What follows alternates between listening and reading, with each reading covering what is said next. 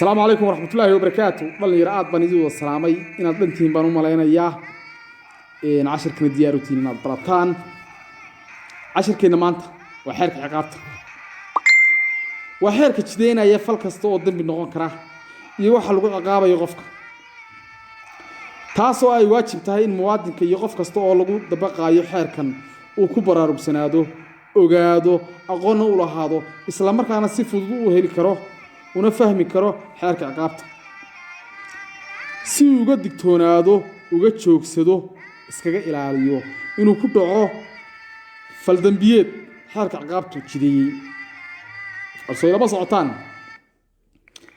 xarka caqabtu guud wuxuu ka kooban yahay 565 qodob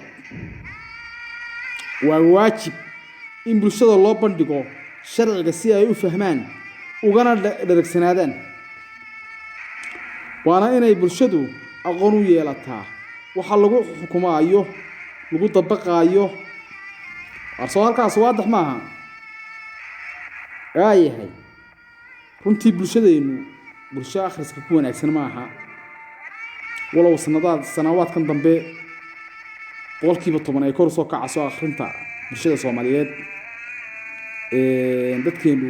waxay inta badan ku badan yihiin xagga wardhagoodka gabayada oo hebel beega soo gaadhay iyo